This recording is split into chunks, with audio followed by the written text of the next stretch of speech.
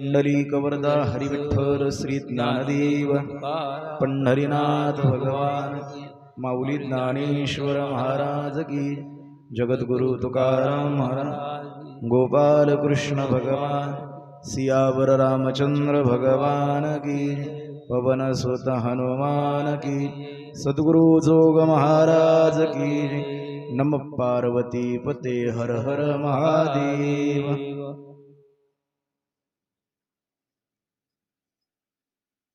जो मज होय अनन्य शरण, त्याचे निवारी मी जन्म मरण, या लागे शरणागता शरण्य मीची एकू, लोकाभिरामं मरण रंगधीरं, राजीव नेत्रं रघुवंशनाथं, कारुण्यरूपं करुणाकरन्तं, श्रीरामचन्द्रं शरणं प्रपद्ये।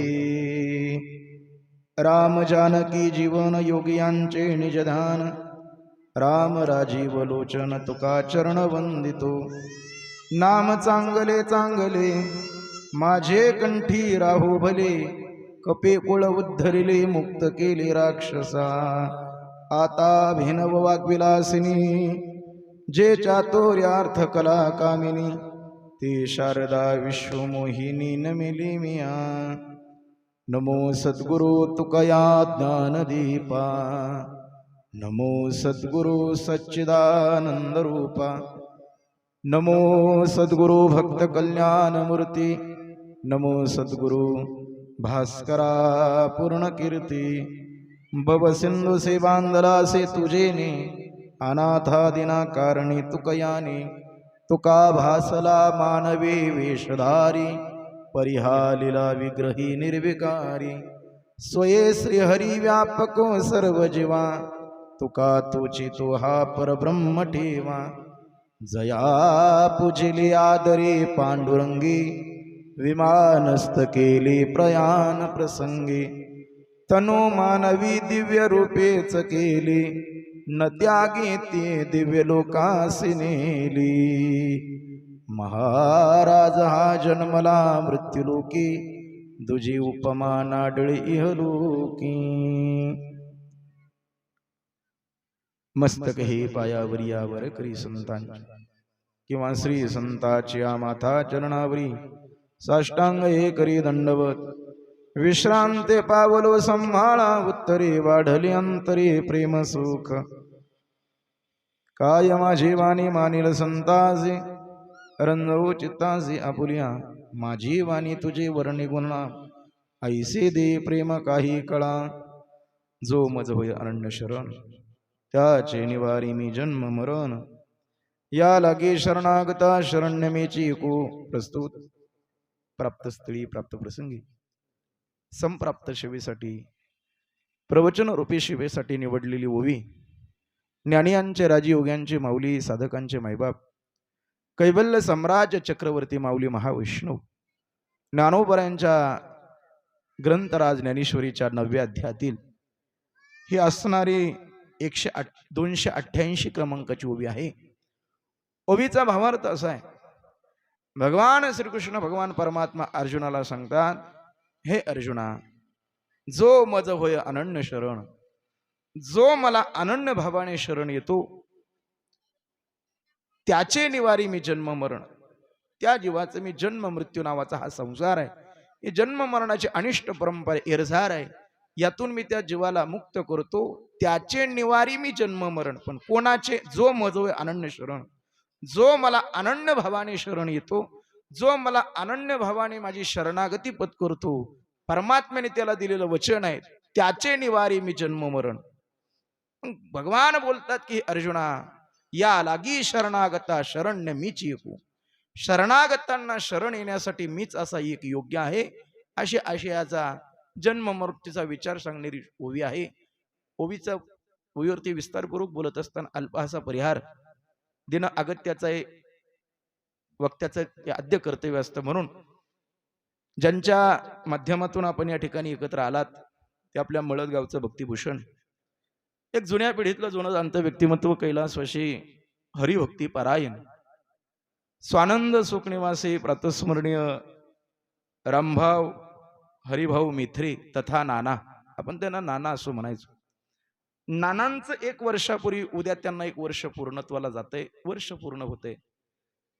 आणि त्यांचं जे जाणं झालं, इहलोकीची यात्रा नानांची संपली, परलोकीच्या प्रवासाला नाना निघून गेले.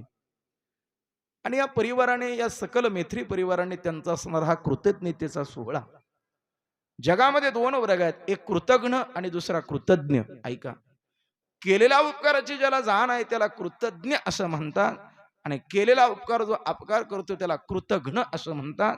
मग या परिवाराची आपल्या वडिलांविषयी असणारी श्रद्धा, असणारं प्रेम, आणि त्या खऱ्या अर्थाने त्या ऋणातून उतराई होण्यासाठी शास्त्राने घालून दिलेला जो पुण्यस्मरणाचा विधी आहे, पिंड पदावरी दिला आपुली करी माझे झाले गया वर्जन, फिटले पितरांचे ऋण, असा पितृणातून मुक्त होण्यासाठी खऱ्या अर्थाने या परिवाराने, फार मोठा नानांचा परिवार, त्यांच्या पश्चात त्यांच्या धर्मपत्नी श्रीमती गंगा भागीरथी शाकुंतला रामभाऊ मिथ्रे आईसाहेब पाठीमागे आहेत. त्यांची 2 मुलं, शरद रामभाऊ मिथ्रे, गोकुळदास रामभाऊ मिथ्रे, मुलगी सुनीता बाप्पू दुधे, त्यांचे नातू हरिभक्तीपरायण आपले रोहन महाराज मिथ्रे, दयानंद महाराज मिथ्रे, हरिदास मिथ्रे, ज्ञानेश्वरी मिथ्रे, त्याचप्रमाणे त्यांच्या सुनबाई जयश्रीताई शरद मित्रे, रोहिणी गोकुळदास मित्रे, सर्व मित्रे परिवार, आप्त सुखीय इष्ट मित्र सगळे सोयरे, या परिवाराचे नाते गोते, आणि विशेष करून सर्व वारकरी संप्रदायातील दिग्गज मंडळी, संप्रदायावर निष्ठा असणार हे व्यक्तिमत्व गेलं महाराज. ऐका, वारकरी जीवन जगले नानांच्या जीवनाचा जर पाठीमागचा जर विचार करायचा, त्यांचा जीवनपट पाहिला तर पंढरीचे ते वारकरी होते, याती नास्तित्र संशय, यात मात्र कुठल्या प्रकारची शंका नाही. आणि जो वैष्णव आहे, जो वारकरी आहे, त्याचा अधिकार तुकोबारांनी सांगितला, पंढरीचे वारकरी ते अधिकारी मोक्षाचे, पुंडलिके दिधलावर करुणा करे विठ्ठले. ज्या वेळेला जगाच्या मालकाने पुंडलिकाला दिलेला तो वरदान आहे, पुंडलिकाने, भगवान पंढरीश परमात्मा पुंडलिका विचारतात, बोल पुंडलिका, मी तुला काय वर देऊ? त्यांनी सांगितलं, देवा, तुझ्याकडे आलेले भक्त आहेत, तुझ्याकडे आलेले भाविक आहे, ते कसे जरी असले, कसेही असले, भगवान परमात्म्याला पुंडलिकाने मागून घेतलेलं वरदान आहे, मूढ पापी जैसे तैसे उत्तरी का सेलावुनी. देवा, अरे ते मूढ असो, पापी असो, दुराचारी असो, मूढ पापी जैसे तैसे, पण उत्तरी का सेलावुनी, त्यांचा सुद्धा देवा तू उद्धार केला पाहिजे. नाना तर परंपरेने निष्ठावंत वारकरी आहेत, आणि वारकरी म्हटलं की तुकोबाराने त्याचा अधिकार, त्याची योग्यता सांगितली. पंढरीचे वारकरी सामान्य नाहीत, ते अधिकारी मोक्षाचे. वारकरी हा मोक्षाचा अधिकारी सांगितलाय. हे कोण बोलतंय? तुकोबारा म्हणतात, पुंडलिके दिलेला वर, पुंडलिकाला दिलेला, परमात्म्याने दिलेला वर आहे. आणि त्या खऱ्या अर्थाने पायिक, वारकरी संप्रदायाचे पायिकत्व ज्यांनी स्वीकारलं आणि आपल्या इहलोकीची यात्रा संपवली. ऐका सज्जना हो, आपण नानांचा सोहळा इथं करतो समीर महाराज, असं नाही. आपणच इथं मिळत गावात त्यांचा सोहळा करतो असं नाही. अशा भगवत भक्ताचा, हरिभक्ताचा सोहळा स्वतः तुकोबारा म्हणतात, वैकुंठामध्ये स्वतः परमात्मा करतात. तुका म्हणे गाजे वैकुंठी सोहळा. काय म्हणते तुकोबारा? तुका म्हणे गाजे वैकुंठी सोहळा, याही भूमंडळा माझे कीर्ती. महाराज म्हणले, खऱ्या अर्थाने उभय लोकी उत्तम कीर्ती देव चित्ती राहिल्या, अशांची कीर्ती चंद्र सूर्य तारे आहे तोपर्यंत राहत असते महाराज. म्हणून नानांचं जाणं आहे. अत्यंत वारकरी जीवन ज्यांनी जगले त्यांचं प्रथम पुण्यस्मरण होते. मला वाटते बोधले महाराजांचं एक अभंग आहे बघा, पुण्यवंत गेले ठेवून या कीर्ती, पापे अधोगती जाती वाया. आणि त्या वारीचा प्रसाद म्हणून त्यांच्या परिवारामध्ये परमार्थिक वारसा आहे. आज आमचे दयानंद महाराज, जोग महाराज वारकरी शिक्षण संस्थेमध्ये अध्ययन करतायत, 3ऱ्या वर्षाला पाठाला ते आहेत. म्हणजे महाराज बोलतात, तुका म्हणे श्रम केला आणि अवघा आला फळासी. ऐका, संसारामध्ये सुद्धा मनुष्याच्या जीवनामध्ये श्रम आहेत, पण संसारातला श्रम हा शीन आहे, दुःख आहे. आणि परमार्थामध्ये केलेला श्रम, तुका म्हणे श्रम केला आणि अवघा आला फळासी, त्याला हे गोंडस असणारे हे फळं लागले, हे नातवाच्या रूपाने. रोहन महाराज असतील, दयानंद महाराज, हे परमार्थामध्ये आलेलं ते फळ आहे महाराज, हे लक्षात घ्या. म्हणून संत महात्मे सांगतात की बाबा रे, इहलोकातून प्रत्येकाला जाणं हे निश्चित. कारण की या लोकांचं नावच मृत्यूलोक आहे माईबाप. या लोकांचं नाव काय मृत्यूलोक आहे. या लोकांनी सिद्ध करून दाखवून दिलंय या या मृत्यूलोकामध्ये आज पावे तो कोणाला इथं राहता आलं नाही, हे लक्षात घ्या. नामदेव यांनी केलेलं वर्णन, नामदेव यांचा फार गोड अभंग आहे बघा, लक्षपूर्वक आहे का. भक्त शिरोमणी नामदेवराय सांगतात, अरे मना शोक करीशी किती. अभंगाची सुरुवात आहे, लक्षपूर्वक आहे का. अरे मना शोक करीशी किती. नामदेवराय म्हणतात, अरे ज्याचं आयुष्य मोजताच येत नाही अशांना सुद्धा जाऊ लागलं.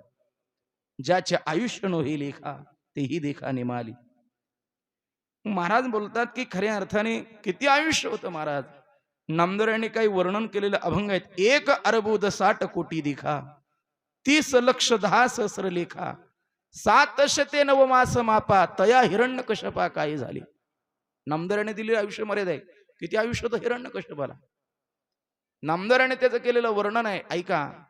1,60,00,00,000 देखा, 30,10,00,000 लेखा, 700 मास मापा, तया हिरण्यकश्यपा काय झाले. हे नामदेवरांनी दिलेलं किती आयुष्य होतं हिरण्यकश्यप. लक्षपूर्वक आहे का. 1 अर्बुद म्हणजे किती बागडे महाराज म्हणून आम्हाला अर्बुद नाही का सांगते, पण आम्हाला खरबूज माहिती आहे. आम्ही आता खाल्लं ना ते.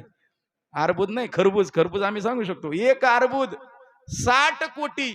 1 अर्बुद 60 कोटी 30,10,10,709 मास मापा, 9 महिने एवढं आयुष्यात हिरण्यकश्यपाला होतं. पण नामदेव म्हणतात, तया हिरण्यकश्यपा काय झाले. अरे त्या हिरण्यकश्यपाला सुद्धा इथं राहता आलं. मग लक्षपूर्वक ऐका. संत महात्मे सांगतात, त्याच्या पुढे नामदेवाने वर्णन केलं, ऐका. 14 चौकड्या लंका नाथा. नामदेवांचं दुसरं पण 14 चौकड्या लंका नाथा, 99 सहस्र राया दशरथा, तेही गेले मृत्यू पंथा, मागे सर्वता नुरलेची. ऐका काय म्हणतात नामदेव. नामदेव महाराज म्हणतात, 14 चौकड्या लंका नाथा, 14 चौकड्या आयुष्य लंका नाथा राजा रावणाचं आहे. 99 सहस्र राया दशरथा, तेही गेले मृत्यू पंथा, मागे सर्वता नुरलेची. म्हणजे माग कोणी उरलं नाही. म्हणजे याचा सिद्धांत एवढा आहे, इथं प्रत्येकाला जायचंय. आएगा सो जाएगा राजा रंक फकीर या न्यायाने नानांचं जाणं झालं. परंतु ऐकून, नानांनी त्यांच्या जीवनामध्ये काय केलं बाबा, लक्षपूर्वक आहे का. नानांनी त्यांच्या जीवनामध्ये हेच केलं. जन्म आलो त्याचे आजी फळ झाली साचे, तुम्ही संभाळिले संती भय निरसले खंती, कृतकृत्य झालो आणि इच्छा केली ती पावलो. नानांच्या जीवनामध्ये केलेलं परमार्थ फलद्रूप झाला. इच्छा केली ती पावलो. मना जी इच्छा होती त्या इच्छा पूर्णत्वाला गेली महाराज. आणि मग तुकोबारीने म्हणावं, कवतुक वाटे झाली या विचाची, नाम मंगळाचे तिने गुणी, आता निश्चिंतीने पावलो विसावा, खुंटलिया धावा तृष्णेच्या. हे तुकोबारीने म्हणावं. जी गेलेल्या आयुष्याचं तुकोबाऱ्या म्हणतात, मला कौतुक वाटतंय, खेद वाटत नाही महाराजांना. कौतुक वाटे कशाचं, झाली या वेचाची, नाम मंगळाचे तिने गुणी, देवाचं मंगल असं नाम माझ्या मुखामध्ये आलं, याचं तुकोबारे म्हणतात मला हेवा वाटावा, कौतुक वाटावा. हे जीवन आहे महाराज, वारकरी जीवन आहे. लक्षपूर्वक आहे का. म्हणून नाना गेले. मला वाटतं एकच प्रमाण नानाच्या जीवनामध्ये मला योग्य वाटते, कापसे महाराज. मी नानांना जवळून पाहिले, अनुभवले. ज्या नाना ज्या पालखी सोहळ्यामध्ये चालत होते त्याही सोहळ्याचा मी पायीक आहे, हे लक्षात घ्या. बाबांच्या सोहळ्यामध्ये सद्गुरू चौरंगनाथ महाराजांचा पालखी सोहळ्यामध्ये किती भजनावर निष्ठा असावी महाराज, किती प्रेम असावं भजनावर. आणि खरं तर जीवनामध्ये तेच सार आहे बरं का. भजन हे सार आहे महाराज. तुकोबारे स्पष्ट बोललेत, महाराजांचे काय विधान आहेत. तुका म्हणे येथे भजन प्रमाण, काय थोरपण जाळावे ते. महाराजांनी निषेध केला. अरे काय थोरपण जाळावे ते. अरे तुमचं मोठेपणाला काय जाळता, काय बोलले तुकोबारे. तुका म्हणे येथे भजन प्रमाण, हे ज्यांनी आपल्या जीवनामध्ये भजनाची साधना केली नानांनी. आणि महाराज म्हणले तुका म्हणे येथे भजन प्रमाण, येथे भजन प्रमाण तुका म्हणे. जीवनामध्ये वारकऱ्याचं भजन हेच प्रमाण आहे. महाराज म्हणले मग तुमचा मोठेपणा काय करायचंय, काय तुमचं थोरपण. तुकोबारे म्हणले काय ते जाळून टाकायचे काय, काय थोरपण जाळावे ते. महाराजांनी काय निषेध केलाय, काय स्पष्ट विधान आहे तुकोबाऱ्यांचं. तुमचा मोठेपणा काय थोरपण काय जाळता का, काय त्याला काडी लावता, आग लावता, हे महाराजांनी म्हणावं. निष्ठेने परमार्थ केलेली माणसं आहेत महाराज. लक्षपूर्वक आहे का. त्यांच्या जीवनामध्ये मी अनुभवलं, अभ्यासलं, मी त्यांच्या बरोबर काही सहवास मला घडला. जगद्गुरु तुकोबाऱ्यांचं एकच प्रमाण आहे महाराज, मोकळे मन रसाळवाणी आणि याची गुणी संपन्न, असं नानाचं व्यक्तिमत्व. हे प्रमाण नानांच्या जीवनाला तंतोतंत बसतं बरं का. कसं प्रमाण आहे? तुकोबराय बोलतात, मोकळे मन रसाळवाणी. आपल्या जीवनामध्ये मोकळं मन होतं नानाचं, रसाळवाणी आणि याची गुणी संपन्न, असं नाना गेली. इहलोकातून त्यांचं जाणं झालं. प्रथम पुण्यस्मरण उद्या संपन्न होणार आहे. ऐका, आज त्या कार्याचा आरंभ झाला आणि ही प्रवचन सेवा माझ्यासारख्या सर्वसामान्य पामराला दिलेली आहे. इथं माझी आज परीक्षा आहे, हे लक्षात घ्या. इथं सगळे जोग महाराज वारकरी शिक्षण संस्थेतले विद्यार्थी वृंद या ठिकाणी उपस्थित आहे आणि मी आपला साधा महाराज आहे. मी का कुठं संस्थेत नाही, काय नाही. त्यामुळे माझी तुम्ही कसोटी आहे माझी आज. म्हणजे तुमच्या समोर बोलणं जे थोडं अवघड पडतंय माझ्या दृष्टीने. मी संस्थेत राहणारी माणसं आहेत, डबक्याने कुठं समुद्राशी बरोबर करीत जमतं का हो? समुद्रात अथांग ज्ञानाचा सागर तुमच्याकडे आहे आणि खऱ्या अर्थाने मज पामरा हे काय थोरपण. महाराजांनी म्हणावं तसं माझं जीवन आहे. काय मी तुमच्या पुढे उपदेश करावा? अधिकार तैसा करू उपदेश, ज्याचा जसा अधिकार आहे, अधिकार परत्व केलेला उपदेश असतो महाराज. मिक्सर थोड्या वेळ बंद ठेवलं तर बरं होईल गड्या. पण ते बी महत्वाचं आहे. आता तुमची पुढची व्यवस्था केली बी पाहिजे ना खाण्यापिण्याची. त्यांनाही लय बोलून काय करता, उपाशी मारावं लागेल आपल्याला. राहू द्या, चलू द्या आता, काय इकडे लक्ष द्या. घरातले जे मोकळे मंडळ ते न्या ना प्रवचनाला, असं काय करताय? जे खरं कामात आहे ते असू द्या घरात, मी समजू शकतो, पण जे बिगर काम आहे ते न्या ना. काय इकडे लक्ष द्या माझ्याकडे. चला, काय सांगत होतो मी? जमलं गड्या म्हणा, आम्हाला काय कळत, तुला कशाला तारीख दिली तुझं बघ म्हणा. इकडे लक्ष, प्रवचन सांगत होतो. ज्यांनी आपल्या जीवनामध्ये असं कार्य केलं महाराज, ऐका, निळोबराय म्हणतात, काळ सार्थक केला त्यांनी, धरेला मनी विठ्ठल. आपल्या जीवनामध्ये त्यांनी त्यांचा काळ कुठं सार्थक केला. आणि खरंय महाराज, काळ कसा घालवावा हे सुद्धा आमच्या तुकोबाराने सांगितलं बरं का. कसा काळ घालवावा? महाराज म्हणले, चिंतने सरे धन्य धन्य काळ. चिंतने सरे तो धन्य धन्य काळ. किंवा महाराज बोलतात की सर्व माझा काळ तुझ्या चिंतने, काया वाचा मने इच्छितसे. महाराज म्हणले, सर्व माझा काळ तुझ्या चिंतने. माझा काळ भगवत चिंतनामध्ये सरला पाहिजे, घालवला पाहिजे. याला तुकोबारांचं प्रमाण देतो पा. काळ सारा वा चिंतने, एकांत वासे गंगा स्नाने, हरिदेवाच्या पूजने, प्रदक्षिणा तुळशीच्या, युक्त आहार विहार, नियम इंद्रियासी सार, नसावी बासन निद्रा बहुभाषण. महाराज म्हणले, काळ कसा घालवावा? काळ सारावा चिंतने, एकांतवासी गंगा स्नानी, देवाच्या पूजने, प्रदक्षिणा तुळशीच्या. अशा आपल्या जीवनामध्ये त्यांनी काळ घालवला. म्हणून निळोबाराने त्याचं दखल घेतली. काळ सार्थक केला त्यांनी. त्यांनी म्हणजे कोणी? धरिला मनी विठ्ठल. आणि असं नानांच्या जीवनामध्ये त्यांनी त्यांचा काळ घालवला. म्हणून असे नाना आपल्यातून गेले. कितीही बोललं तरी कमीच आहे महाराज. काय वानू आता न पुरी ही वाणी, मस्तक चरणे ठेवी तसे. किती वर्णन करावं. नाना आपण एका व्यक्तिमत्वाला मुकलो. एक भजनातलं, भजनावर प्रेम करणारं एक सालस असं व्यक्तिमत्व आपल्यातून गेलं. उद्या त्यांचा हा सोहळा संपन्न होणार आहे. हा एक सोहळा आहे बरं का वारेकऱ्याच्या जीवनात. महाराज बोलतात की जन्माचा सोहळा कोणी करतो हो, पण मृत्यूचा सोहळा करता आला पाहिजे. तुकोबाराने म्हणावं, आपुले मरण पाहिले मी आडोळा, आणि तो झाला सोहळा अनुपम्य. मृत्यूचा सुद्धा सोहळा होत असतो महाराज. कशावरून? महाराजांनी त्यांच्या जीवनामध्ये केला. आपुले मरण पाहिले मी आडोळा, तो झाला सोहळा अनुपम्य. असा असणारा हा भक्ती सुखाचा सोहळा, 2 दिवसाचा असणारा हा भगवत भक्त संमेलन असं म्हणलं तरी हरकत नाही, या ठिकाणी संपन्न होते. याच परिवाराचे आदरणीय दयानंद महाराज, त्यांचे गोकुळ महाराज, त्यांचे पूज्य पिताश्री वगैरे सर्व सकल मेत्रे परिवार या ठिकाणी या मुलांनी आपल्या देखणा असा सोहळा या ठिकाणी संपन्न करतायत. मग त्याची दिनचर्या, दैनंदिन कार्यक्रमाची रूपरेषा आहे. सकाळी आरंभ झाला आज प्रवचन, तदनंतर ज्ञानोबारांचा हरिपाठ, सायंकाळच्या सत्रात कीर्तन आहे, सकाळ सत्रातलं गाथामूर्ती उमेशजी महाराज दशरथी बाबांचं कीर्तन आहे, सायंकाळी बाळासाहेब महाराज नाळी यांची संकीर्तन सेवा होणार आहे. असा असणारा भक्तीचा भक्ती महोत्सव या ठिकाणी संपन्न होतोय. शिवेकरता निवडलेले वे ज्ञानोबरायांचे. ज्ञानोबराय म्हणतात, जो मज होय अनन्य शरण, जो मला अनन्य भावाने शरण येतो त्याचं मी जन्म मृत्यू ही जे काही इरझार आहे हे निवारण करत असतो महाराज. मानवी जीवन जगत असताना प्रत्येकाच्या वाट्याला महाराज कुठल्या ना कुठल्या प्रकारचं दुःख आहे हो. जगात कोण असं सुखी आहे? कोण सुखी आहे महाराज?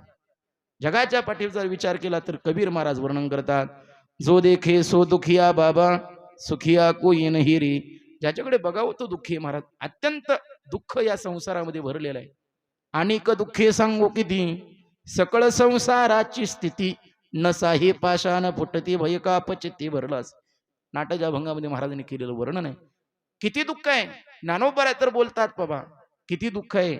विश्वमाऊली ज्ञानोबराय सांगतात, संसार सागरो का भव दुःखाचे मूळ, जनवादांथरून माझे केले इंगळ, इंद्रिय वज्र घाते तपे विष्णवरी ज्वाळ, सोसिले काय करू दुर्बराई चांडाळ, विठोबा दान देगा तुझ्या सारिखे नामा. ज्ञानोबराय म्हणतात की अत्यंत प्रकारचं दुःख या संसारात आहे. मग महाराज म्हणतात, आज पावे तो या मृत्यू लोकाचा जर विचार केला तर कोणी असं सुखाची कहाणी ऐकली का हो? गोष्ट ऐकली का? ज्ञानोबराय बोलतात, मनोनी मृत्यू लोकी सुखाची कहाणी, ऐकी जे लकवनाचे श्रवणी, कैसे सुख निद्रा अंतुरणी इंगळाच्या. आई ज्ञानोबरांची भाषा आहे हो. ज्ञानोबराय म्हणतात, सुखाने इंगळाच्या अंतरुणावरती निद्रा लागली का कोणाला आजपर्यंत? कैची सुख निद्रा. म्हणून अत्यंत प्रकारचं दुःख या संसारामध्ये. मग महाराज वर्णन करतात की या जगाच्या पाठीवर कोण असा सुखी आहे? प्रत्येकाला दुःख आहे. मग शास्त्र सांगते किती प्रकारचे दुःख आहेत. 3 प्रकारचे दुःख जीवाच्या पाठीमागं फार भयानक आहे. पहिलं दुःख आहे ते रोगाचं, दुसरं दुःख आहे ते दारिद्र्य, आणि तिसरं दुःख आहे ते जन्म मरणाचं. जन्म मृत्यू जरा व्याधी दुःख दोषानुदर्शनम. भगवद्गीतेचं वचन आहे. जन्म आणि मरणाचं फार मोठं दुःख आहे महाराज. सामान्य दुःख नाही. एक दुःख आहे. महाराज म्हणतात पहिलं दुःख आहे ते रोगाचं. रोग कोणाला आवडतो का? कोणालाच रोग आवडत नाही. पण रोगाचं दुःख भोगावं लागतं. का भोगावं लागतं? ज्ञानोबरायांचा पुरावा आहे. हागा रोगू काय रोगिया, दारिद्र्यावडी दरिद्रिया, परी भोग विजय बडिया अदृष्टी जेने. ज्ञानोबराय म्हणतात रोगाचं दुःख, रोग कोणाला आवडत नाही. हागा रोगू काय रोगिया, दारिद्र्यावडे दरिद्रिया, परी परिणाम भोगावं लागतं त्याच्या पूर्वकर्मानुसार. हे रोगाचं दुःख आहे. दुसरं दारिद्र्य. हे दुःख ज्याच्या कोणाच्या कमी अधिक असतील, पण 3 नंबरचं दुःख मात्र जीवाला सर्वांना सारखंच आहे. ते म्हणजे जन्म मृत्यू जरा व्याधी दुःख दोषानुदर्शनम.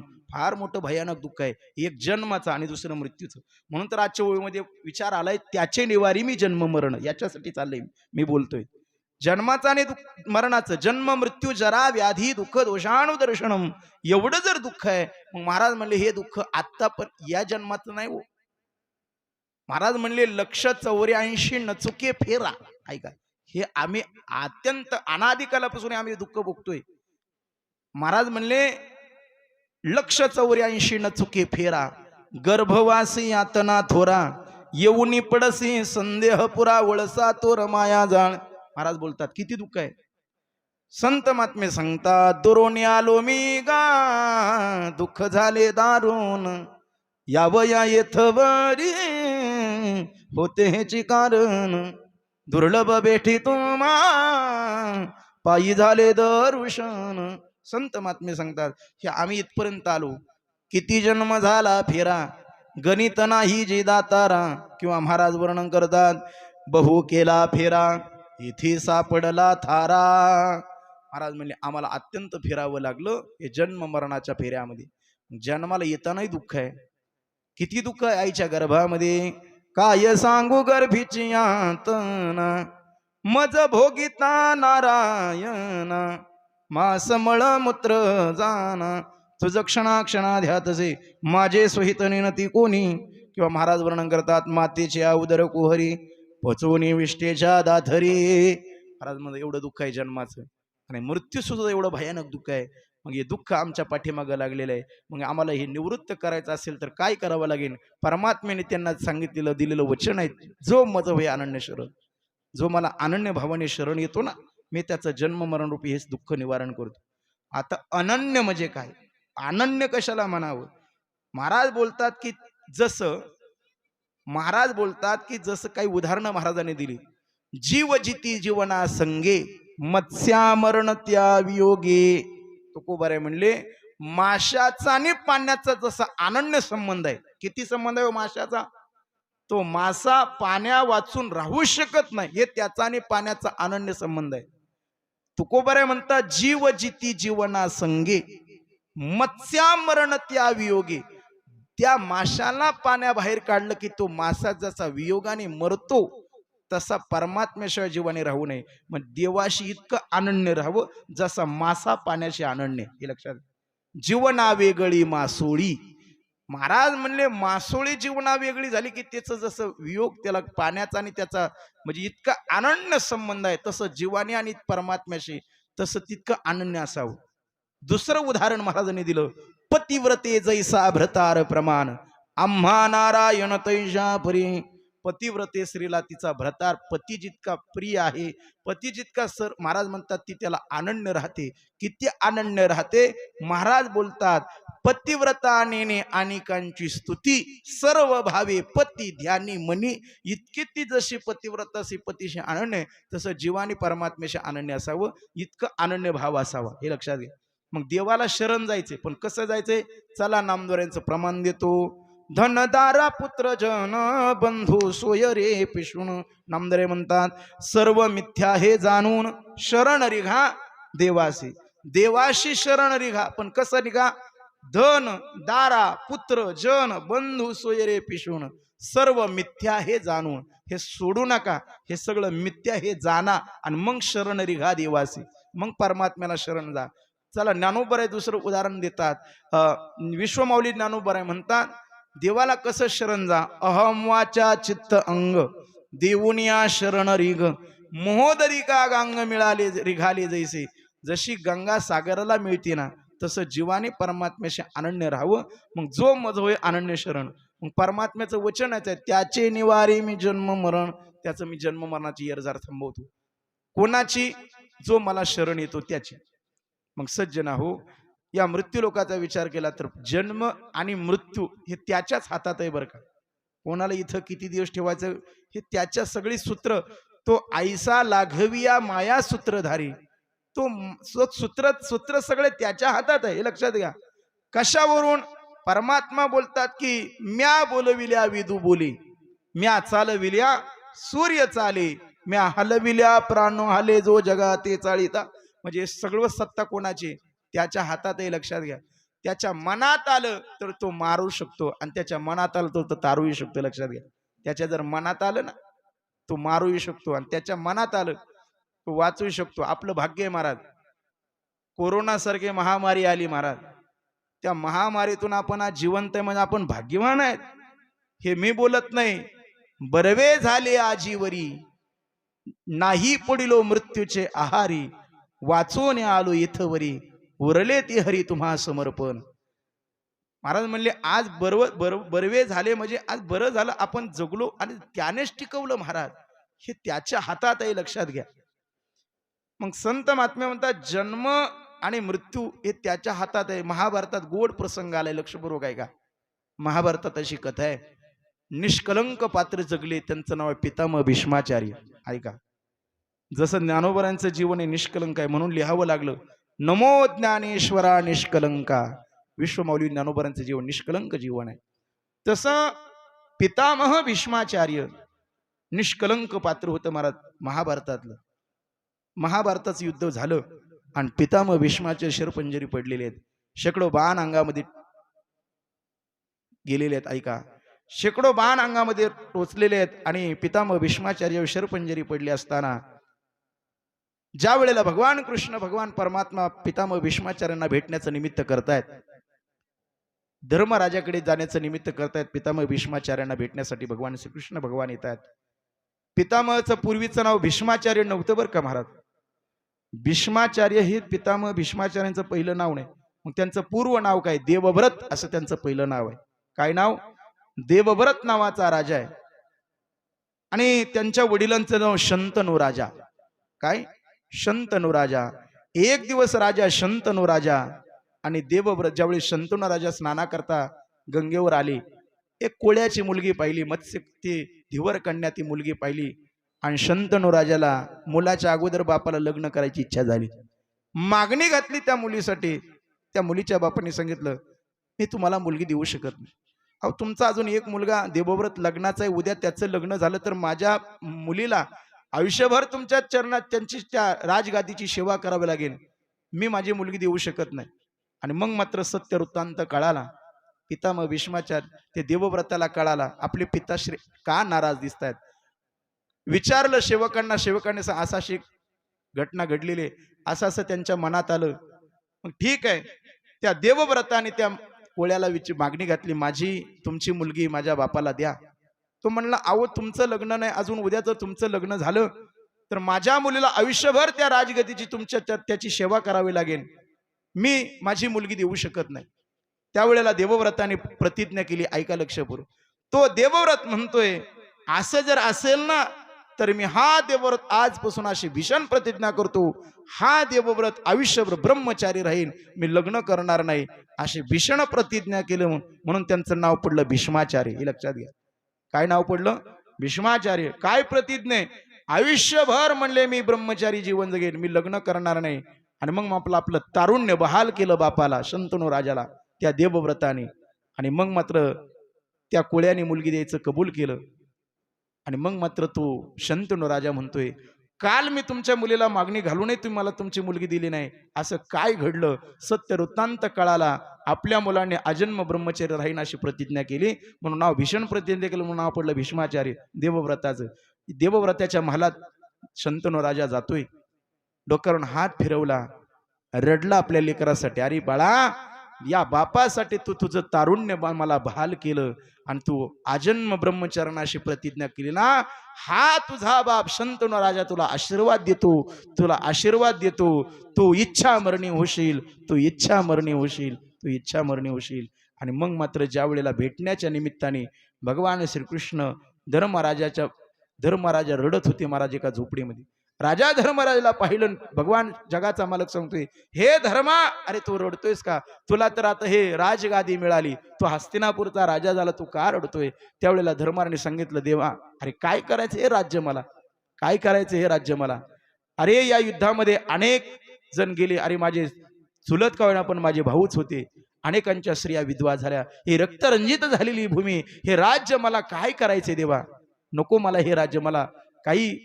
आणि मग मात्र धर्मराजाला घेऊन जेव्हा पितामह भीष्माचार्यांच्या महालात, ऐका जगाचा मालक आलाय. पितामह भीष्माचार्यांना माहिती होतं, सोडविलं माझा स्वामी निषेध, मला खात्री होती देवा तुम्ही माझ्याकडे येताल. आणि मग मात्र आता बाण अंगामध्ये शिरलेले आहेत, उठता येत नाही, पापण्याची उघडझाप केली, तोच नमस्कार देवाने स्वीकारला. आणि मग मात्र पितामह भीष्माचार्यांकडे पाहतायत. आणि मग मात्र पितामह भीष्माचार्य सांगतात, देवा आता मी मरतो रे. ऐका, दक्षिणायन चालू होतं, उत्तरायणाची वाट बघत होते भीष्माचार्य. अहो, हरीच्या दासाला काय दक्षिणायन उत्तरायण? तुका म्हणे हरीच्या दासा, हरीच्या दासाला सर्व काळ आणि कुठल्याही वेळ पण इथे इच्छा मरणे होते.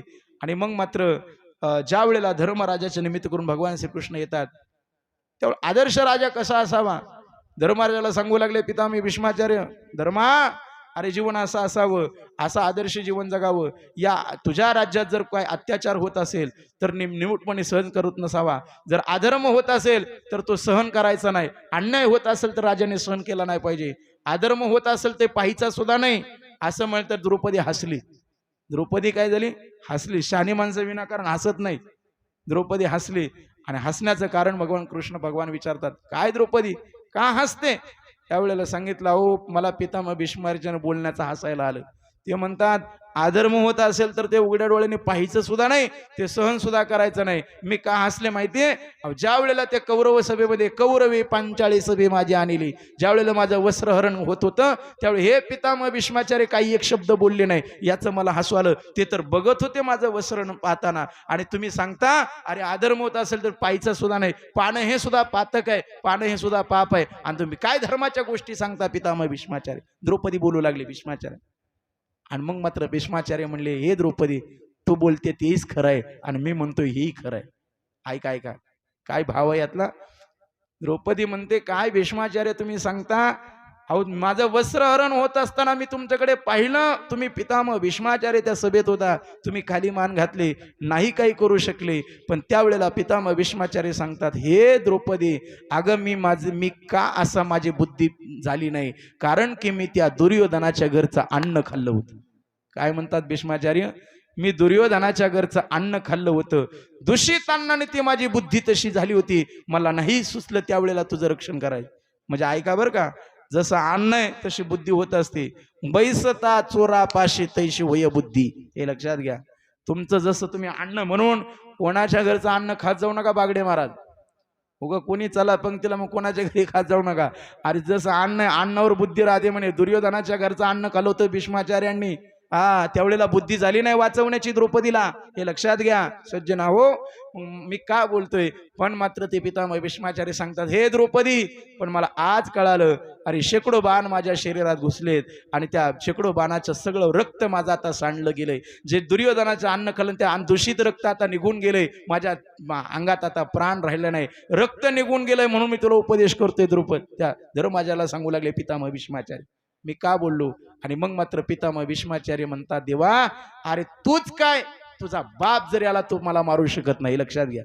का, अरे माझ्या बापाने मला दिलेलं वरदान आहे, तू इच्छा मरणी होशील, तू इच्छा मरणी होशील, तू इच्छा मरणी होशील. आणि मग मात्र जगाचा मालक सांगतोय, मग पितामह हा मृत्यूचा निर्णय का घेतलाय, का मृत्यूचा निर्णय घेताय.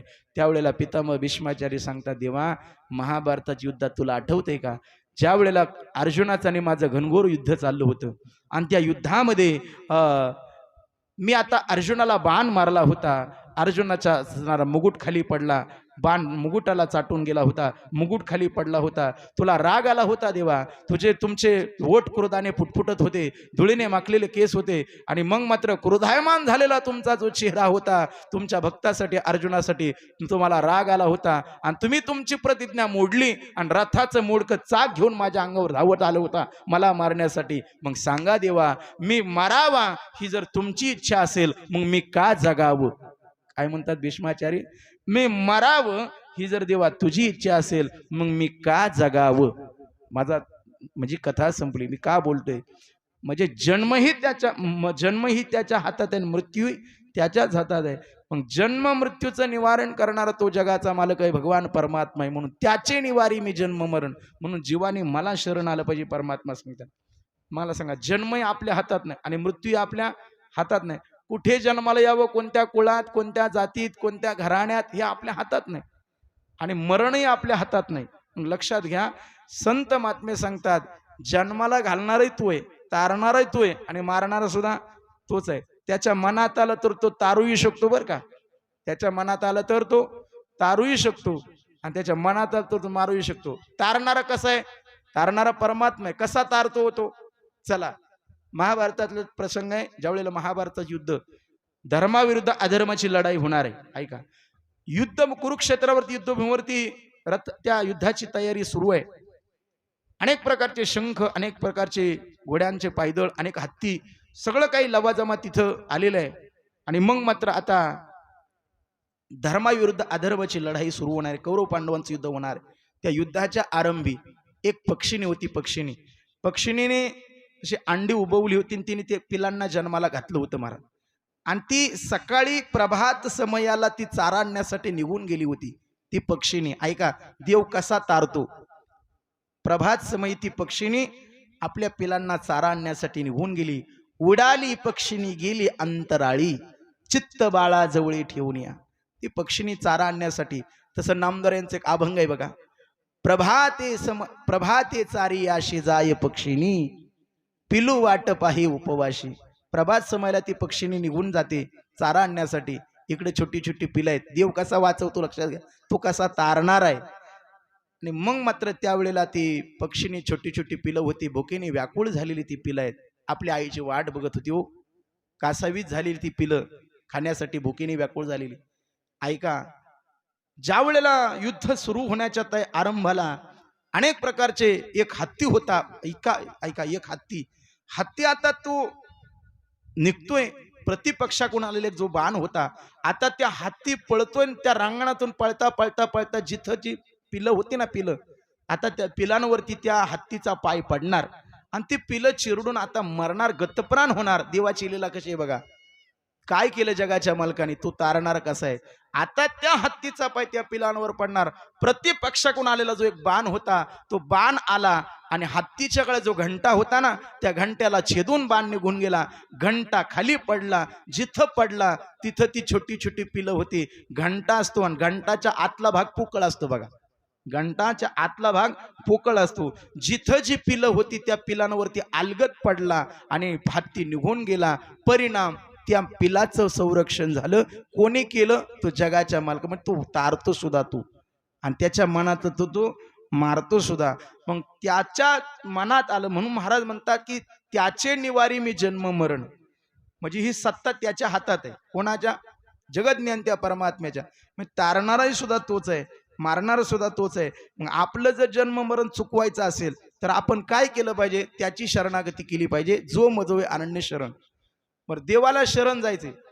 तुझं विना कोणा शरण जाऊ नारायणा, तुकोबर आहे म्हणतात. देवाशिवाय कोणाला शरण जायचं? किंवा म्हणून शरण जावे सर्व भावे देवासी, तो हा उतरील पार भव दुस्तर नदीचा. देवाला का शरण जायचंय? तो हा उतरील पार भव दुस्तर नदीचा. भवनाम हा संसार. आपण ज्याला मुलं बाळ बायका पोरं गोरड होर हे प्रपंच याला जो संसार म्हणतो, हा खरा संसार संतांना अपेक्षित नाही. कशाला म्हटलंय संसार? आगा उपजणे आणि निमणे, जन्माला येणं आणि मरण हाच एक संसार आहे.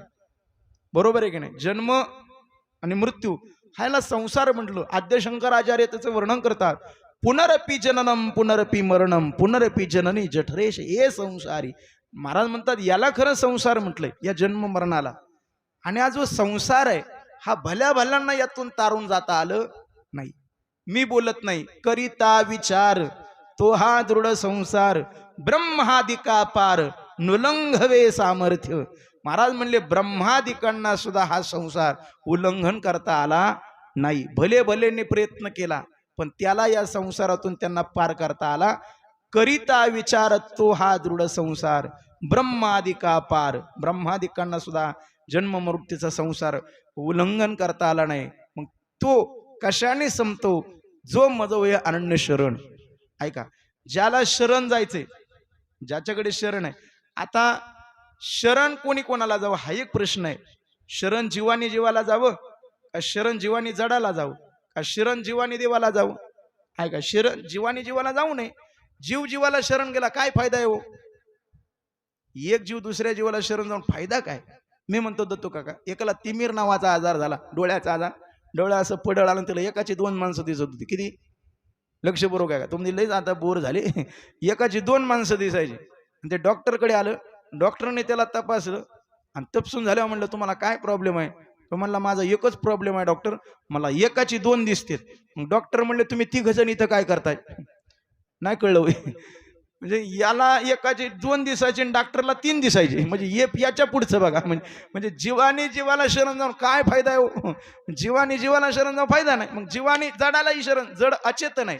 जीवाला जडाला शरण जाऊन फायदा काय? मग जीवाने कोणाला शरण जाऊ? देवाला.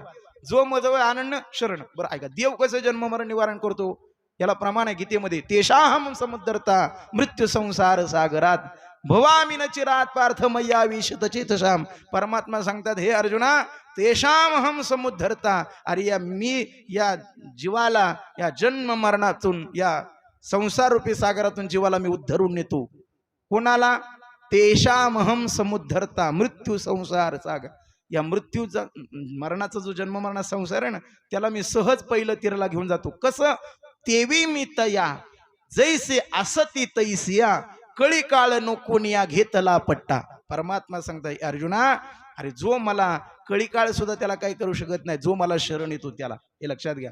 मग जीवाने माझ्याकडे यावं आणि माझी शरणागती करावी. त्याचे निवारी मी जन्म मरण. मी त्याचं जन्म मरण निवारण करतो. हे का करायचं महाराज? अहो अनादिकालापासून हे दुःख आमच्या मागे लागलंय महाराज. ही एका जन्मपुरतं नाही ना. आता मला सांगा, हा जन्म झाला, उपजलिया पिंडा मरण सांगाते आणि मरते उपजते सविचिते. महाराज म्हणले पुन्हा पुन्हा जन्म पुन्हा पुन्हा मृत्यू हे संपतच नाही. संपल का हो? येरझार. महाराज म्हणले त्यांची संपली, त्यांची सरली येरझार झाला सफल व्यापार. त्यांची म्हणजे कोणाची? ज्यांनी जिही हृदय मंदिरी साठविला हरी, साठविला हरी जिही हृदय मंदिरी, त्यांची सरली येरझार. त्या जीवाची काय होते तर संपूर्ण येरझार संपते, त्याला परत जन्म नाही, त्यांना परत मरणही नाही. बरोबर आहे की नाही? नानांनी त्यांच्या जीवनामध्ये काय केलं? भक्ती केली, आणि भक्तीच्या जोरावर त्यांची जन्म मरणाची येरझार थांबली. का? कशी थांबली? कशी थांबली? खुंटली या धावा तृष्णेची. जे जीवनामध्ये आता कुठली तृष्णा नाही, अपेक्षा नाही, काय नाही. आणि काय झालं त्यांच्या जीवनामध्ये? आणि या देहामध्ये आल्यानंतर ते साध्य होतं बरं का महाराज. तैसे येण्याची शरीरे शरीरा येणे सरे, किंबहुना येरझारे चिरापडे. ज्ञानोबराय म्हणतात या येरझार म्हणजे तुमची जन्म मरणाची येरझार या देहात आल्यानंतर संपवते ते. बरी अनादी कालापासून हे चुकत नाही. मगाशी आपलं प्रमाण झालं 184 न चुके फेरा, गर्भवासी यातना थोरा. अनेक प्रकारचं दुःख आहे आणि ही येरझार थांबत नाही, ही कधीच न संपणार आहे. ऐका, मी थोरा मोठ्यांचं ऐकले ते तुमच्या पुढे मांडतोय महाराज. जे कधीच संपत नाही. आज एक राजा होता म्हणे, लक्ष बरोबर काय, राजा होता राजा. त्या राजाला गोष्टी ऐकायचा भलताच नाद होता महाराज. काय बागडे महाराज, अशी गोष्ट असते का? ज्या गोष्टीचा आरंभ झाला त्या गोष्टीचा शेवट हा आजीनाथवाला सांग. एक होता राजा, आता त्या गोष्टीचा शेवट ठरलेला आहे का नाही? राजा म्हणला माझं मनच बरं नाव, मला कधी न संपणारी गोष्ट ऐकायची. राजाने फरमान सोडलं, निवेदन दिलं, जो मला कधी न संपणारी ऐकणारी गोष्ट सांगेल, कधी न संपणारी, त्याला मी माझा अर्धराज्य इनाम बक्षीस पात्र म्हणून देऊन टाकेल. एक हुशार बुद्धिमान माणूस होता. म्हणला राजसाहेब हे तुमचं निवेदन. म्हणलो माझंच निवेदन. म्हणलं तुम्हाला कधी न संपणारी गोष्ट ऐकायची? हो म्हणले ऐकायची. म्हणले तू सांगणार? म्हणले मी सांगणार. म्हणले पण म्हणले पैशाचं काय, बक्षिसाचं? म्हणला आधी काम आणि मग दाम. अलीकडे व्यवहार बदलला, आधी लोक पैसे घेतात परत कामावरच येत नाही. तो म्हणला आधी गोष्ट. तो म्हणला ठीक आहे ऐका. म्हणले आता तुम्ही सुद्धा ऐका बरं का, ही कधी न संपणारी गोष्ट ऐकायची आपल्याला. कोणी विचारलंय? राजाला तो माणूस सांगू लागला. तो म्हणला ऐका राजेसाहेब, लक्षपूर्वक ऐका बरं का तुम्ही, आता तुम्हाला गोष्ट ऐकायची ना बागडे महाराज, ऐका. तो राजाला म्हणू लागला, राजेसाहेब 100 एकर जमीन होती. म्हणला किती एकर? बोलायला काय दरिद्रीपणा नसं, मोकळ्या म्हणून बोला. 100 एकर जमीन. आता ती गोष्टच होती ना. बरं म्हणला अशी काळभोर जमीन. म्हणला काळीभोर, कुठं बाण नाही, कुठं काय नाही, अखंड. म्हणला मोठा प्लॉट होता 100 एकराचा. बर राजा म्हणायचं पुढं काय झालं ते सांग. तो म्हणला सांगतो ना. म्हणला 100 एकर काळीभोर जमीन. म्हणला मग म्हणला त्या जमिनीचे त्या शेतात एक मोठं वडाचं झाड होतं. केवढं? म्हणला किमान त्याने 10 एकराचा व्यास व्यापला असेल. आता जमीन 100 एकर होती, 10 एकराचा व्यास, एवढं मोठं वडाचं झाड. म्हणला पुढं? म्हणला त्या वडाच्या झाडावर लाखो चिमण्याची घरटं होती. किती? लाखो. म्हणला पुढं काय झालं ते सांग. तो म्हणला पुढं पाऊस चांगला झाला आणि त्याने त्या जमिनीची मशागत केली. मग म्हणला त्याने पेरणी केली वापसा बघून. बरं पेरणी केली. म्हणला फिर म्हणजे पुढं काय झालं सांग की. म्हणा राजाला उत्सुकता वाढली ना ऐकायची. पुढं काय झालं? तो म्हणला पेरणी केली. म्हणला ज्वारी चांगली उगून आली. म्हणला ज्वारी बढाया वाढली. म्हणला ती पोटरात आली. पोटरात आल्यानंतर ती निसवली. म्हणला फिर. म्हणला ती निसवल्या त्या कंसामध्ये त्याला कंस आली. म्हणला फिर. म्हणला तिच्यात त्याला दाणे भरले. त्या कंसात दाणे भरले. राजा म्हणायचा फिर. तो म्हणायचा चिमणी यायची. वडाच्या झाडावर चिमण्याची कोटी होती ना, लाखो चिमण्याची गर्दी. म्हणला चिमणी यायची. म्हणला फिर. कंसावर बसायची. फिर. दाणे खायची. फिर. म्हणला उडून जायची. आता ही कधी न संपणारी गोष्ट. राजा म्हणायचा फिर. पुढे काय झालं? तो म्हणला चिमणी यायची. फिर. कंसावर बसायची. फिर. दाणे खायची. फिर. उडून जायची. राजा म्हणायचा फिर. हा म्हणायचा भुर. आता हे भुर म्हणण्यात सगळं आलं बरं का, तुम्ही समजून घ्या. राजा म्हणायचा फिर. हा म्हणायचा चिमणी यायची. फिर. कंसावर बसायची. फिर. दाणे खायची. फिर. भुर. हा म्हणायचा फिर. हा म्हणायचा भुर. हा म्हणायचा फिर. हा म्हणायचा भुर. राजा म्हणणार कवर भुर. तो म्हणला तुमचं जोर फिर संपत नाही, तो भुर चालूच राहणार. माझा दृष्टांत संपला. सज्जनाओ ही गोष्ट कधी संपल का? ऐका ऐका. तो म्हणला ज्वारी. म्हणला मी बाजरी पेरल. पुढे मी गहू करल. काय करल? म्हणला तुम्हाला कधी न संपणारी गोष्ट. माझा दृष्टांत संपला. ही जशी गोष्ट कधी न संपणार आहे, तसं जन्म मरणाचं राहाट, जन्मवृत्ती जे राहाटी, हे जन्म मरण हे कधी संपल गाव? महाराज म्हणले संपत, पण कधी? महाराज म्हणले जो मज होई अनन्य शरण. जो मला शरण येतो ना त्याचे निवारी मी जन्म मरण. म्हणून देवाला शरण गेलं पाहिजे बरं. परमात्म्याला जर शरण गेलं तर तो भगवान परमात्मा तुम्हाला या जन्म मृत्यूचं जी येरझार आहे, या फेऱ्यातून तुम्हाला तो मुक्त करणार आहे, तो सोडवणार आहे. लक्षात घ्या. जन्म ही त्याच्या हातात आहे आणि मृत्यू सुद्धा त्याच्या हातात आहे. मग लक्षपूर्वक आहे का, कोणाला किती दिवस इथं ठेवायचं हे त्याच्या हातात आहे. लक्षात. ऐसा लिहून गेला विधाता. लक्षपूर्वक प्रमाण आहे का. ऐसा लिहून गेला विधाता, मग कासया करावी चिंता. आपुल्या संचिता कर्मरीषा प्रमाण. महाराज म्हणलं जे तुमच्या संचितात आहे, ते तुमच्या प्रारब्धात आहे, ते काही केल्या कोण चुकू शकत नाही. लक्षात घ्या, जगाच्या पाठीवर प्रारब्ध क्रियमान संचिताचा भोग, भोग इल्याची भोग तो न सुटे. नाथ महाराज म्हणतात ज्याच्या ज्या प्रारब्धाचा तो भोग आहे हा काही केल्या सुटत नाही. पण एक आहे, जायचंय प्रत्येकाला. इथं आल्यानंतर इथं प्रत्येक जण जाणार आहे, कोणी कायमस्वरूपी राहण्यासाठी आलं नाही.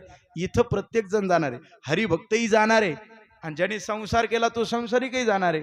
पण जाण्याचे मार्ग भिन्न आहेत बरं का महाराज, जाण्याचे मार्ग भिन्न आहेत.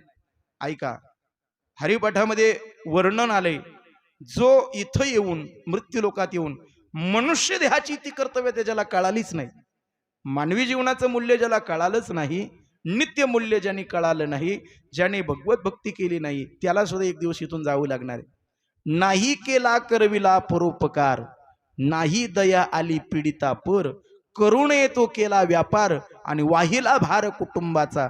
असं जो जगला आणि त्यालाही जायची वेळ आली, पण महाराज म्हणतात यमाचा पाहुणा प्राणी होय. याचंही जाणं तिथंच आहे. आणि मग हरिभक्तांनी जे केलेलं महाराज म्हणते तिथं भक्ती, महाराज म्हणले शांती दया पाहुणा हरी करी. हे लक्षात घ्या, भगवान परमात्मा स्वतः त्याला, ऐका, मांजर असते, मांजर, मांजर ज्या दाताने उंदीर पकडते, ऐका का, ज्या दाताने उंदीर पकडते त्याच दाताने मांजर पिल्लांनाही पकडते. म्हणून आपल्याकडे म्हण आहे, मांजरीची दात काय पिलांना लागत नाही. दात तेच आहेत, हे लक्षात घ्या, दात तेच आहे. ज्या दाताने मांजर उंदीर पकडते आणि ज्या दाताने पिलं धरते, दात तेच आहे. पण पिलांना धरताना तिच्यामध्ये प्रेम आहे, वात्सल्य आहे, माया आहे, तिला ती जखम होऊ देत नाही. पण उंदराला पकडणार ते त्यात मात्र, मी का बोलतोय म्हणजे हे असो, नानांचं जाणं आणि खऱ्या अर्थाने या परिवाराला फार मोठं दुःख आहे. मी त्यांना सद्गती प्राप्त हो, त्यांना वैकुंठवाशी म्हणणं हे आपल्या दृष्टीने कमी पण आहे नानांचं. ऐका, कारण की त्यांनी त्यांच्या जीवनामध्ये सांगितलं की नको वैकुंठीचा वास, आहे जया सुखानाश, अद्भुत हा रस कथा काळी नामाचा. भगवत चिंतनामध्ये खऱ्या अर्थाने अद्भुत असा रस आहे आणि अद्भुत हा रस कथा काळी नामाचा. ज्या महाराजांनी वैकुंठाचा निषेध केला, नको वैकुंठीचा वास म्हणणारे जगद्गुरु तुकोबर आहे. आणि आपण परत त्यांना वैकुंठवाशी असं म्हणणं हे त्यांचा कमी पण आहे. म्हणून खऱ्या अर्थाने गेलेले जे पूर्वज आहे, नाना असतील, महाराज हे का करायचं, ज्ञानोबर म्हणतात पूर्वजा वैकुंठ मार्ग सोपा. गेलेल्या पूर्वजांना जो पुढचा जो मार्ग आहे हा सोपा मार्ग होत असतो. म्हणून यांनी केलेला हा जो कृतज्ञतेचा सोहळा आहे, नानांच्या जीवनामध्ये अनेक प्रकारचं आणि खऱ्या अर्थाने आमच्यासारख्या युवा कीर्तनकार प्रवचन करायला मार्गदर्शन आणि नानांचं जीवनामध्ये होतं. असो, महाराज बोलतात की खऱ्या अर्थाने परमात्मा सांगतात, जो मज होय अरण्य शरण, त्याचे निवारी मी जन्म मरण, या लागी शरणागता शरण्य मीच एकू. मी त्याचा अर्जुना एक योग्य आहे की जीवाने माझी शरणागती करावी, माझ्याकडे यावं आणि आल्यानंतर माझं ब्रीद आहे की त्याचे निवारी मी जन्म मरण. म्हणून जीवाने परमात्म्याला शरण जावं. नाना आणि खऱ्या अर्थानं नानांचं प्रथम पुण्यस्मरण आहे. स्मरण ज्याच्या त्याच्या लेखी ज्याचं त्याचं होत असतं, पण प्रत्येकाचंच पुण्यस्मरण अशा पद्धतीने होईल असं नाही, हे लक्षात घ्या. म्हणून खऱ्या अर्थाने महाराज बोलतात, नाही केलं तर त्यांचं गेलेल्या जीवाचं काही बिघडत नसतं. मग त्यांचं काही बिघडणार नाही, पण आपलं बिघडल्याशिवाय राहणार नाही, तितकंच कराय. तुकोबऱ्यास परखड शब्दात बोलले, आहा कटा करती तयाचे पितर, वंशी दुराचारे पुत्र झाला, गळेची ना गर्भ नव्हेची का बांझ. काय बोलले तुकोबर, आहा कटा, ते बोट मोडतात का. खऱ्या अर्थाने मग आपण एखाद्या ब्राह्मणाकडे हात धरून म्हणले, काका आमचं बघा काय आहे ते. काय बघा महाराज, तुमचे गेलेले पितर अशांत आहे, अतृप्त आहे, गेलेले पितर संतुष्ट नाही, आणि त्याचा हा परिणाम आहे, लक्षात घ्या. आणि याच्या उलट म्हणून मी नेहमी सांगत असतो सज्जनाओ, गेलेले पितर, तुका म्हणे पितर आशीर्वाद देती आणि कल्याण इच्छिती आपुल्या कुळा. गेलेल्या कुळाला ते आशीर्वाद देत असतात. गेलेले पितर कुठं गेले हे कसं ओळखायचं महाराज. आता एवढा मोठा जर उत्सव तुम्ही केला, किती आनंद होत असेल नानानं तिथं. मी मगाशीच प्रमाण दिलं, उभयलोकी उत्तम कीर्ती आणि देवचित्ती राहिल्या. ज्यांनी आपल्या जीवनामध्ये देवचित्ती राहिल्या त्याची कीर्ती या लोकापुरती राहत नाही. तुका म्हणे गाजे वैकुंठी सोहळा, त्यांचा सोहळा वैकुंठात सुद्धा परमात्मा स्वतः करत असतो.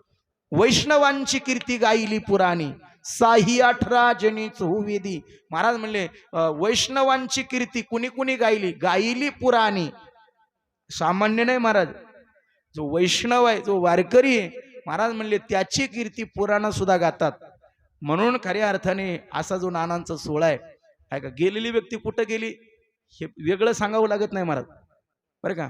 एक दृष्टांत सांगतो दयानंद महाराजांनी शिवेला विराम झालं ना.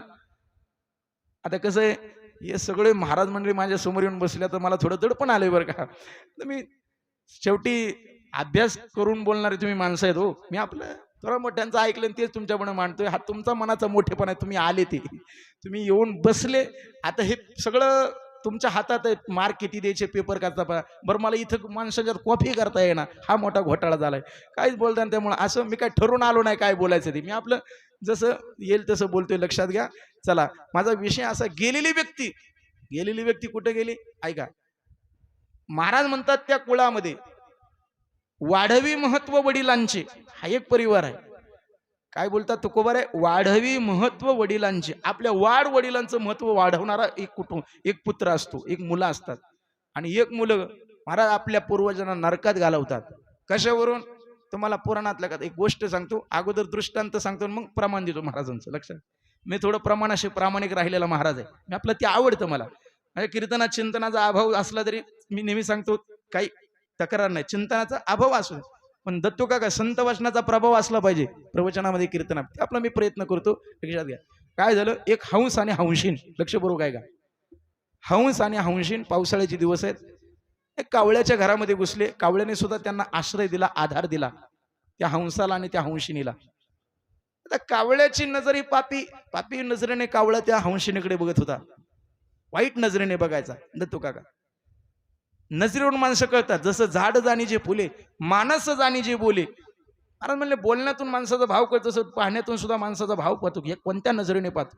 पापी वाईट नजरेने कावळा त्या हंशीकडे एकटक बघत होता. कावळ्याने त्या हंसाने त्या कावळ्याच्या मनातला भाव ओळखला. नजरेवरून माणसं कळतात. दत्तो काका, समीर महाराज, दत्तो काका तुमची नजर आहे ना, नजर हे तुमची नजर लय सात्विक आहे. तुम्हाला वाटतं काय म्हणतो काय नको, आता नाही, चांगली नजर, सात्विक वारकरीची नजर ते. नजरेवरून माणसं कळत असतात. तसं वाईट नजरेने, पापी नजरेने कावळा त्या हंशीकडे बघत होता. आणि कावळ्याने न्यायाधीशाला गाठलं. ऐका, न्यायाधीश महाराज माझ्या बाजूने न्याय द्यायचा म्हणे. खोटा न्याय, असत्य न्याय, चुकीचा न्याय द्यायचा. काय म्हणले, उद्या न्यायालयात मी आलो, हंशीनी हंसाची नसून ही कावळ्याचीच आहे, असा खोटा न्याय जर तुम्ही दिला, तुमचे गेलेले माईबाप कुठे गेले, ते स्वर्गात गेले का वैकुंठात गेले का नरकात गेले, मी दाखवतो म्हणले. आता थोडा पितृभक्त होता, थोडं आई वडिलांची सेवा करणार होता, मातृभक्त होता, पितृभक्त होता. 6 महिन्यापूर्वी काही दिवसापूर्वी म्हणा, काही वर्षापूर्वी त्याचे आईबाप गेले होते, वैकुंठश झाले. म्हणले हे जर खोटा न्याय देऊन जर आपले मायबाप स्वर्गात गेले का नरकात गेले हे जर कावळा सांगणार आहे, तर म्हणले खोटा न्याय द्यायला हरकत नाही.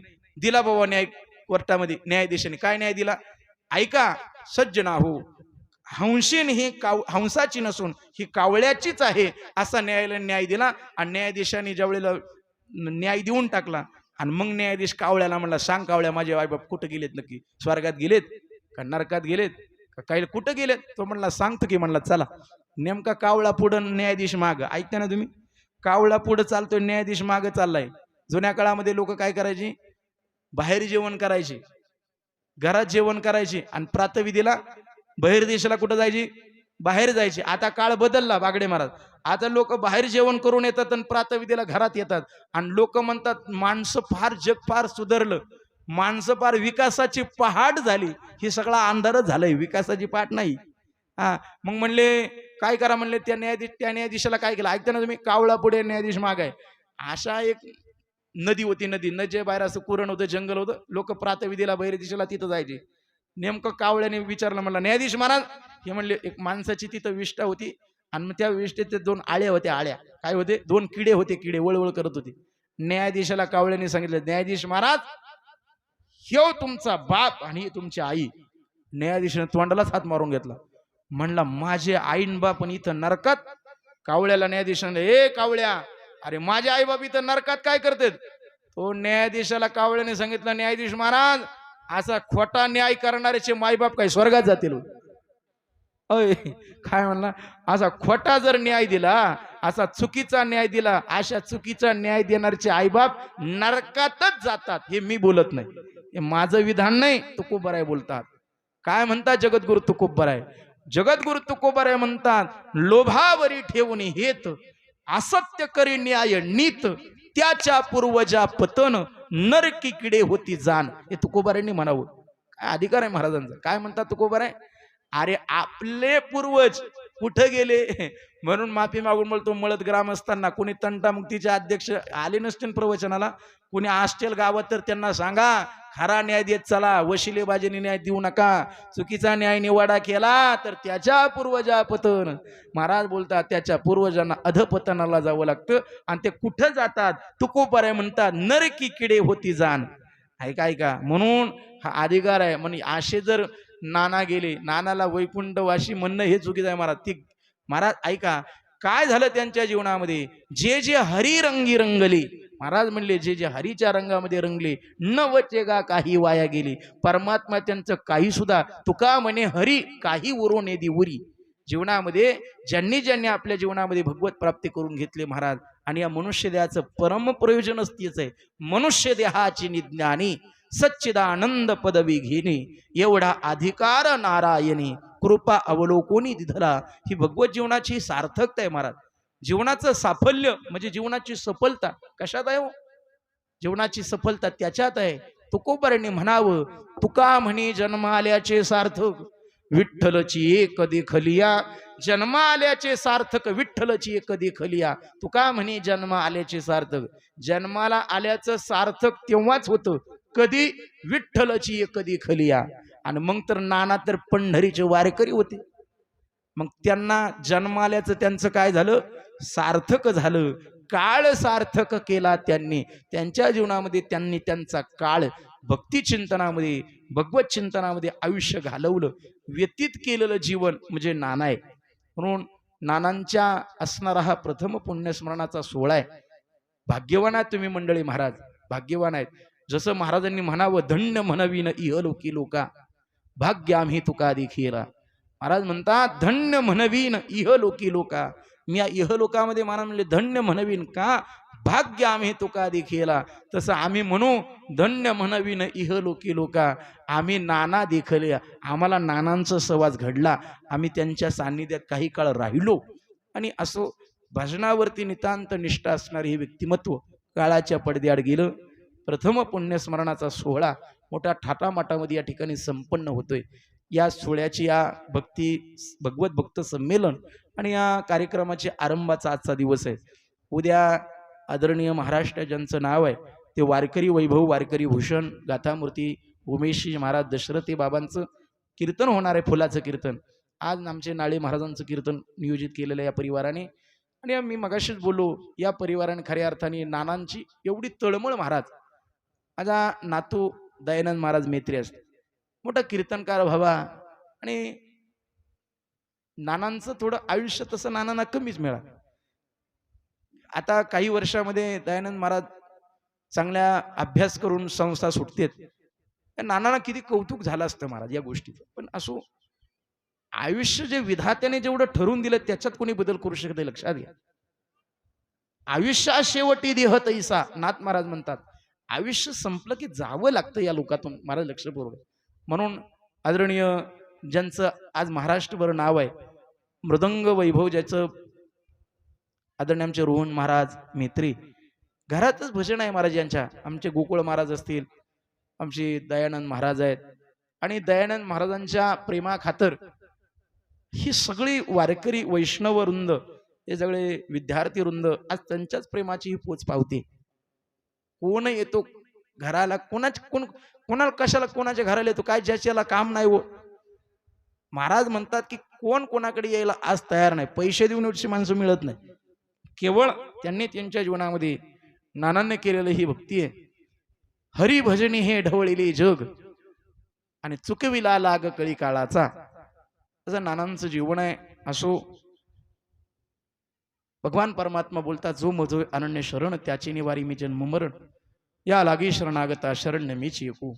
या न्यायाप्रमाणे परमात्मा बोलतात, अर्जुना मला शरण यावं, त्याचं मी जन्ममरण निवारण करतो. शरणागतां शरण येण्यासाठी मीच असा एक योग्य आहे, मीच एकू म्हणणारी परमात्मा असो.